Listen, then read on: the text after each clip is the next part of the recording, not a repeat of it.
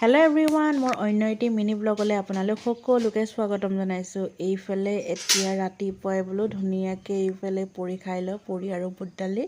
তাৰ পাছতে এতিয়া এই মইনাকেইটা চাওকচোন, এইকেইটাৰ লগত বোলে মই ফটো উঠিব লাগে। তাকে বোলো এনেকৈ কৰি চেলফি কেইটামান লৈ লওঁ বোলো। এইফালে ওচৰৰ ভতিজা দুজনী, তাৰ পাছতে আৰু এইটো ভাগিনটো, গোটেইকেইটাই ধুনীয়াকৈ। আৰু এইজনী ভতিজাজনী চিনি পাইছে নহয়, এইজনী আমাৰ গুলুমনক। তাৰ পাছতে ষ্টাইল চাওক না, গুলুমনৰ কি ষ্টাইল দিছে চেলফি মাৰোঁতে। তাৰ পাছতে এতিয়া ধুনীয়াকৈ আকৌ গৰম পানী গিলাচ খাই লওঁ বোলো। এইফালে ভুজিয়া, নিমকি আৰু বিস্কুটেদি চাহ খাই লৈছোঁ। তাৰ পাছতে আৰু এইফালে দেখিতো গম পাইছে আজি খানা একদম মজা হ'ব দেই। তাকে এইফালে মায়ে থৈ দিছিলে হাঁহ এটা, তাকে ঠিক ঠাক কৰিছে আৰু হাঁহটো। তাৰপাছত এইফালে ধুনীয়াকৈ মায়ে দি দিছে এইফালে চেৱা দিয়া ভাত, তাকে বনাই আছে আৰু মায়ে। এইয়া মাকো দেখাই দিছোঁ লগতে। আৰু দেখিছেই নহয় পূৰা খানা, মানে হাঁহৰ মাংসৰ লগত চেৱা দিয়া ভাত, পূৰা ধুনীয়াকৈ খাম আৰু। তাৰপাছতে এইফালে প্ৰায় চেৱা দিয়া ভাত হৈ গ'ল। তাৰপাছতে এইফালে ককাইদেউহঁতে হাঁহ কাটিও হৈ গ'ল। তাৰপাছতে এতিয়া বনাব লাগে আৰু। তাৰপাছতে অলপ পাছতে এইফালে খানা পূৰা ৰেডিয়ে হ'ব আৰু। আদা নহৰু সকলো ঠিক ঠাক কৰি লৈছে। তাৰপাছতে এইফালে মই মাছৰ চব্জি বনাইছোঁ, বিলাহী আলু দি মাছ। তাৰপাছতে আৰু এতিয়া সকলোখিনি ঠিক ঠাক কৰি লৈছে। এইফালে ভণ্টিয়ে ঠিক কৰিছে, মায়েও ঠিক কৰিছে।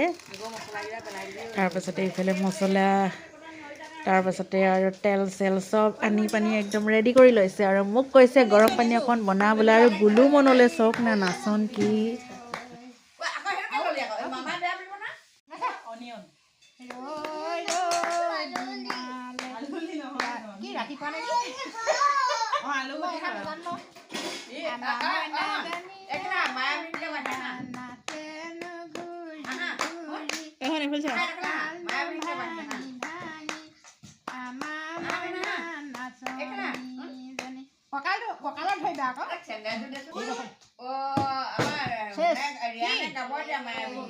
এইফালে দেখিলে নহয় সকলোৰ গাত একদম কিমান ফূৰ্তি। এইফালে হাঁহ মাংস আৰু চেৱা দিয়া ভাতৰ লগত সকলো ঠিক ঠাক হৈ গ'ল। এইফালে মায়ে কলপাতত দি দিছে।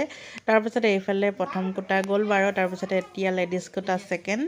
এইফালে ধুনীয়াকৈ আমি খাই বৈ তাৰপাছতে মইনা মোৰ কোচত সোমালেহি। এইফালে মোৰ লগতো বোলে ভাত কেইটামান খাই, মই বোলো তেন্তে খাই লহি বোলো। এইফালে পূৰা ধুনীয়াকৈ দি দিলোঁ আৰু ভাতকেইটা খাবলৈ। তাৰপিছত ধুনীয়াকৈ খাই বৈ আৰু আজি আমাৰ খানা ব্লগটো ইমানেই। নেক্সট এটা ব্লগ লৈ জল্দি আহিছোঁ, চাই থাকিব সকলোৱে।